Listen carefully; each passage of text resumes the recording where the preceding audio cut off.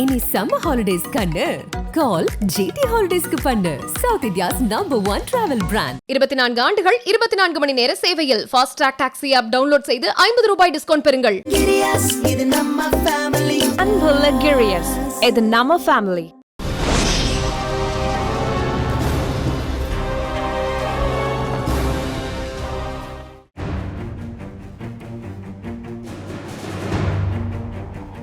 இந்த பூமியில் எது நடக்குமோ இல்லையோ, இஸ்ரேல் மீது ஈரான் தாக்குதலை மேற்கொள்ளப் போகின்றது என்பது மாத்திரம் நிச்சயம் நடக்கப் போகின்றது. சிரிய தலைநகர் டமஸ்கஸில் வைத்து ஈரானின் குவாட்ஸ் படையணியின் நட்சத்திர தளபதியான ஜெனரல் முகமது ரிசா ஜஹேடி இஸ்ரேலின் விமான குண்டுவீச்சில் கொல்லப்பட்டதை தொடர்ந்து இஸ்ரேல் இதுபோன்ற மற்றொரு தாக்குதலை மேற்கொள்ளுவது பற்றி நினைத்து பார்க்க முடியாத அளவுக்கு ஈரானின் பதில் நடவடிக்கை இருக்கும் என்று ஈரான் பகிரங்கமாக அறைகூவல் விடுத்துள்ள நிலையில் ஒவ்வொரு வினாடியும் ஈரானின் பதிலடியை எதிர்பார்த்து உலகமே காத்துக் கொண்டிருக்கின்றது.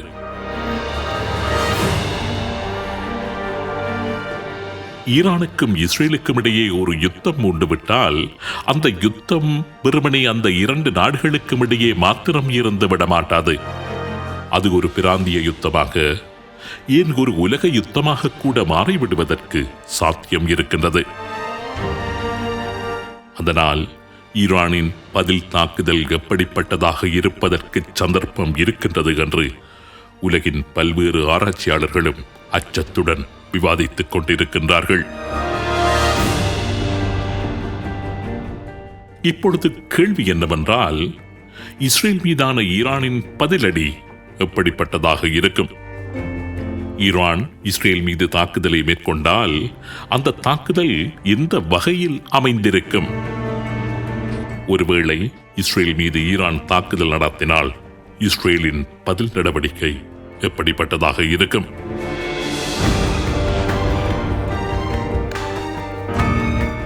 தங்களுடைய ராணுவ தளபதி கொல்லப்பட்டதற்கு இஸ்ரேல் மீது ஈரான் எப்படி பதில் தாக்குதலை மேற்கொள்ளும் என்று பார்ப்பதானால், இதற்கு முன்னர் ஈரான் ராணுவ உயரதிகாரிகள் கொல்லப்பட்டதற்கு ஈரான் எவ்வாறு பதிலடிகளை வழங்கியது என்று பார்ப்பது அவசியம். 2020 ஈராக்கில் வைத்து ஈரானின் குவாட்ஸ் படையணியின் நட்சத்திர தளபதி ஹசீம் சுலைமானி அமெரிக்காவின் ட்ரோன் தாக்குதலில் கொல்லப்பட்டதைத் தொடர்ந்து ஈராக்கில் அமெரிக்க படைகள் நிலை கொண்டிருந்த அல் அசாட் பேஸ் மீது பாலிஸ்டிக் ஏவுகணை தாக்குதல்களை மேற்கொண்டு பதிலடி கொடுத்திருந்தது ஈரான். அதேபோன்று கடந்த ஜனவரியில் இஸ்ரேலிய வான்படையின் குண்டுவீச்சில் கொல்லப்பட்ட சில ஈரானின் ராணுவ தளபதிகளின் மரணத்திற்கு பதிலடியாக குர்திஸ் பிராந்தியத்தில் இருந்த இஸ்ரேலின் மொசாட் தளமொன்றின் மீது ஏவுகணை தாக்குதலை மேற்கொண்டிருந்தது ஈரான். ஆக தமது தளபதிகள் கொல்லப்பட்டால் அதற்கு பதில் நடவடிக்கை எடுத்தியாக வேண்டிய நிர்பந்தம் ஈரானுக்கு இருக்கின்றது. ஈரான் வளைகுடாவின் ஒரு பிராந்திய வல்லரசு என்கின்ற ஸ்தானத்தில் நிலைத்து நிற்க வேண்டுமானால் தம்மீதான தாக்குதல்களுக்கு பதில் நடவடிக்கை எடுத்தியாக வேண்டிய நிர்பந்தம் ஈரானுக்கு இருக்கவே செய்கின்றது. அப்படியானால் இஸ்ரேலுக்கு எதிராக எப்படியான பழிவாங்கும் நடவடிக்கையை ஈரான் செய்வதற்கு சந்தர்ப்பம் இருக்கின்றது?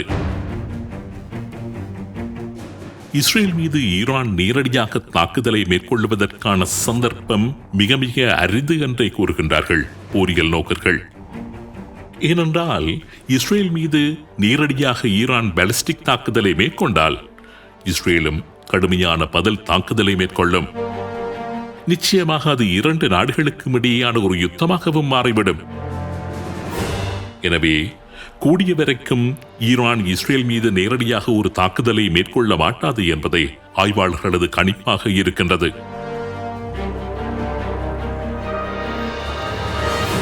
அதேவேளை சிரிய தலைநகர் டமஸ்கஸில் எப்படி ஈரானின் தூதரக வளாகத்தில் இஸ்ரேல் தாக்குதலை மேற்கொண்டதோ அதேபோன்று ஏதாவது ஒரு நாட்டில் உள்ள இஸ்ரேல் தூதரகம் மீது ஈரான் ஒரு தாக்குதலை மேற்கொள்ளுவதற்கு சந்தர்ப்பம் இருக்கின்றது. இஸ்ரேலும் இப்படியான ஒரு தாக்குதலை ஈரான் தரப்பில் இருந்து எதிர்பார்ப்பது போன்றுதான் தெரிகின்றது. ஏனென்றால் கடந்த ஒரு வாரத்தில் மாத்திரம் குறைந்தது 26 தூதராலயங்களை மூடியுள்ளது இஸ்ரேல். ஈரானின் தாக்குதல் இடம்பெறலாம் என்று எதிர்பார்க்கப்படுகின்ற பல்வேறு நாடுகளில் உள்ள தமது தூதராலயங்களை தற்காலிகமாக மூடி வருவதாக இஸ்ரேல் அறிவித்துள்ளது. இஸ்ரேல் மீதான ஈரானின் பதிலடி ஈரானின் துணை ராணுவ குழுக்களினூடாக இடம்பெறலாம் என்றுதான் அதிகம் எதிர்பார்க்கப்பட்டு வருகின்றது. இஸ்ரேலின் தாக்குதலில் கொல்லப்பட்ட ஈரானின் ராணுவ தளபதிதான் ஈரானின் துணை ராணுவ குழுக்களின் தளபதியாக இருந்து செயற்பட்டு வந்ததால் தனது துணை ராணுவ குழுக்களை வைத்தே இஸ்ரேலை ஈரான் பழிவாங்கும் என்று பரவலாக எதிர்பார்க்கப்படுகின்றது. ஆக்சிஸ் ஆஃப் ரெசிஸ்டன்ஸ் என்கின்ற பெயரில் ஈரானினால் உருவாக்கப்பட்டு பயிற்சிகள் ஆயுதங்கள் வழங்கப்பட்டு வருகின்ற ஹமாஸ், ஹிஸ்புல்லா, அன்சரல்லா போன்ற அமைப்புகள் ஈரானின் குவாட்ஸ் படையணியின் கட்டளையின் கீழ் செயற்பட்டு வருகின்ற முக்கியமான அமைப்புகள். இதில் ஹமாஸ் என்பது இஸ்ரேல் மீது பாரிய தாக்குதல் ஒன்றை மேற்கொள்ளும் நிலையில் தற்பொழுது இல்லை. கடந்த 6 மாதங்களாக காசாவில் வைத்து சின்னாபின்னப்படுத்தப்பட்ட நிலையில் ஒரு தற்காப்பு யுத்தத்தை மேற்கொள்ளக்கூடிய நிலையில்தான் ஹமாஸ் தற்பொழுது இருக்கின்றது.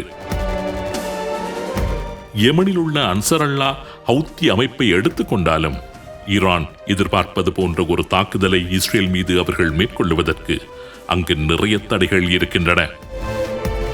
செங்கடல் வழியாக பயணிக்கும் கப்பல்கள் மீது தாக்குதல் நடத்துவதில் ஹவுத்தி அமைப்பினர் ஓரளவு வெற்றி கண்டு வந்தாலும் ஈரான் வழங்கக்கூடிய நவீன ஏவுகணைகளை இஸ்ரேல் மீது ஏவுவதில் அவர்களுக்கு ஒரு முக்கியமான சிக்கல் இருக்கின்றது.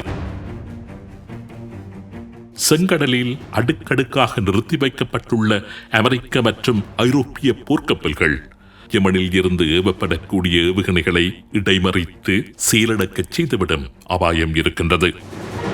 ஏற்கனவே யெமனில் இருந்து மேற்கொள்ளப்பட்ட பல ஏவுகணை தாக்குதல்கள் மேற்குலக போர்க்கப்பல்களினால் முறியடிக்கப்பட்ட நிலையில் அன்சரல்லா இஸ்ரேல் மீது காத்திரமான ஒரு தாக்குதலை மேற்கொள்ளுவதற்கான சாத்தியம் குறைவு என்றே கூறப்படுகின்றது. அதனால் கூடிய வரைக்கும் லெபனானில் நிலை கொண்டுள்ள ஹிஸ்புல்லாக்களை பயன்படுத்தித்தான் ஈரான் இஸ்ரேல் மீதான பதில் நடவடிக்கையை வழங்கும் என்று கூறுகின்றார்கள் சில போரியல் ஆய்வாளர்கள். ஆனால் இங்கும் ஒரு சந்தேகம் எழுகின்றது.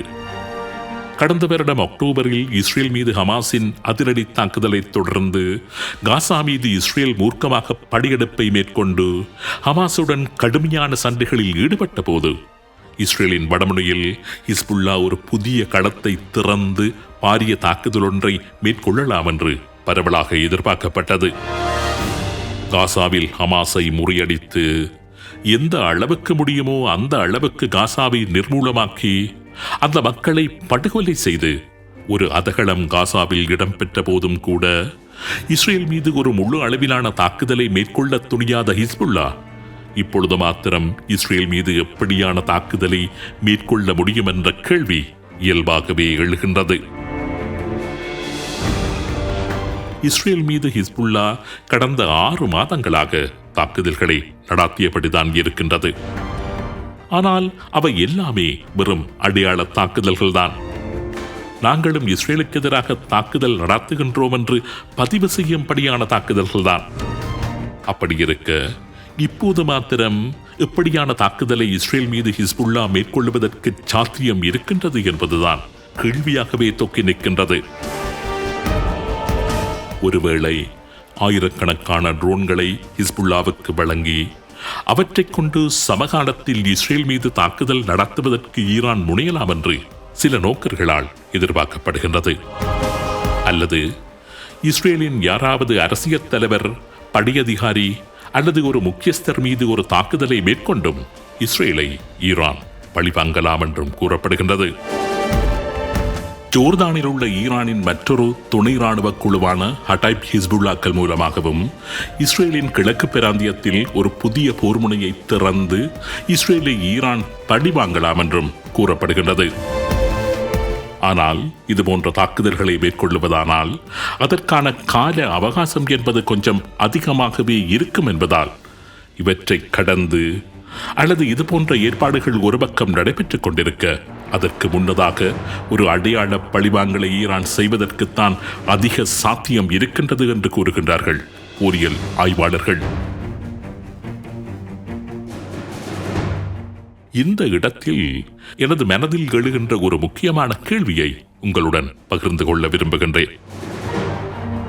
தமது தளபதிகள் மீது முன்னர் தாக்குதல் நடத்தியதற்காக ஈரான் 2 பழிவாங்கும் தாக்குதல்களை மேற்கொண்டிருந்தது என்று சற்று முன்னர் பார்த்திருந்தோம் அல்லவா? அதன் ஒரு பக்கம் மாத்திரம்தான் நாம் முன்னர் பார்த்தது. அந்த தாக்குதல்களுக்கு இன்னும் சில பக்கங்களும் இருக்கின்றன. பெரிதாக வெளியே பேசப்படாத அந்த பக்கங்களை அடிப்படையாக கொண்டுதான் என் மனதில் சில கேள்விகள் எழுகின்றன. 2020ஆம் ஆண்டு ஈராக்கில் வைத்து ஈரான் தளபதி ஹுசைன் சுலைமானி மீது அமெரிக்கா மேற்கொண்ட ட்ரோன் தாக்குதலை தொடர்ந்து ஈராக்கில் இருந்த அல் அசாட் பேஸ் என்கின்ற அமெரிக்க தளத்தின் மீது பாலிஸ்டிக் ஏவுகணை தாக்குதல்களை மேற்கொண்டு ஈரான் பதிலடி கொடுத்திருந்தது என்று சற்று முன்னர் பார்த்திருந்தோம். ஈரானின் அந்த பதிலடியில் ஒரு அமெரிக்க படை வீரர் கூட கொல்லப்படவில்லை என்பதைத்தான் நான் இங்கு சுட்டி காண்பிக்க விரும்புகின்றேன். அமெரிக்க தளம் மீது ஏவுகணை தாக்குதலை மேற்கொள்வதற்கு முன்பாகவே ஈராக் அரசாங்கம் வழியாக அமெரிக்காவுக்கு தமது தாக்குதல்கள் பற்றிய முன்னறிவித்தலை வழங்கி அங்கு நிலை கொண்டிருந்த அமெரிக்க படைகள் பாதுகாப்பாக வெளியேறியதன் பின்னர்தான் ஈரான் அந்த அமெரிக்க தளத்தின் மீது தாக்குதலை மேற்கொண்டிருந்தது. ஆக அமெரிக்காவுடனான ஒரு சண்டையை அந்த நேரத்தில் ஈரான் விரும்பவில்லை. தமது தளபதியின் மரணத்திற்கு ஈரான் பழி வாங்கிவிட்டது என்கின்ற ஒரு செய்தியை தமது நாட்டு மக்களுக்கும் அந்த பிராந்தியத்தின் நாடுகளுக்கும் கூற விரும்பியதே தவிர அமெரிக்காவுக்கு உயிர் சேதத்தை ஏற்படுத்த வேண்டும் என்று ஈரான் நினைக்கவே இல்லை. அதே போன்றுதான் இந்த வருடம் ஜனவரி மாதம் 20ஆம் தேதி சிரியாவில் இருந்த சில ஈரானிய ராணுவ உயரதிகாரிகள் மீது இஸ்ரேல் வான்படை மேற்கொண்ட கொலை தாக்குதல்களுக்கு கடுமையான முறையில் பழிவாங்குவோம் என்று அறைகூவல் விடுத்த ஈரான் நேரடியாக இஸ்ரேல் மீது எந்த தாக்குதலையும் மேற்கொள்ளவில்லை. மாறாக வடக்கு ஈராக்கில் குர்திஸ் பிராந்தியத்தில் உள்ள ஒரு கட்டிடத்தின் மீது ஏவுகணை தாக்குதலை மேற்கொண்டுவிட்டு இஸ்ரேலின் மொசாட் தளம் ஒன்றை தாம் தாக்கி அழித்து விட்டதாக அறிவித்திருந்தது. ஆனால் அது மொசாட்டின் தளமாக இருந்ததற்கான ஆதாரங்களையோ அல்லது ஈரானின் அந்த தாக்குதலில் இஸ்ரேலின் எந்தெந்த அதிகாரிகள் கொல்லப்பட்டிருக்கின்றார்கள் என்றோ எந்த தகவலையும் ஈரான் வெளியிடவே இல்லை. ஈரானின் அந்த தாக்குதலில் எத்தனை மொசாட் அதிகாரிகள் கொல்லப்பட்டார்கள் என்கின்ற விவரங்களையும் அது வெளியிடவில்லை. ஆக தமது தளபதிகள் மீது மேற்கொள்ளப்பட்ட தாக்குதல்களுக்கு ஈரானின் பதிலடி என்பது எதிரிக்கு இழப்பினை ஏற்படுத்துவது என்பதை விட தான் ஒரு பதிலடியை வழங்கிவிட்டேன் என்ற செய்தியை வெளி உலகிற்கு சொல்லும் வகையில் தான் இதுவரை அமைந்து இருக்கின்றது.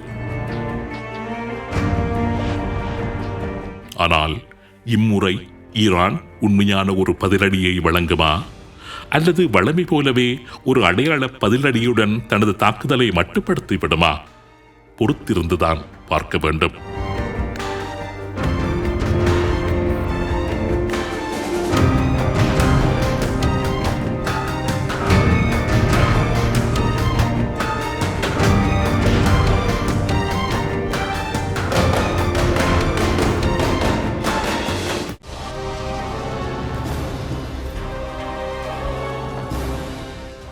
இனி சம்மர் ஹாலிடேஸ் கண்ணு கால் ஜிடி ஹாலிடேஸ்க்கு பண்ணு.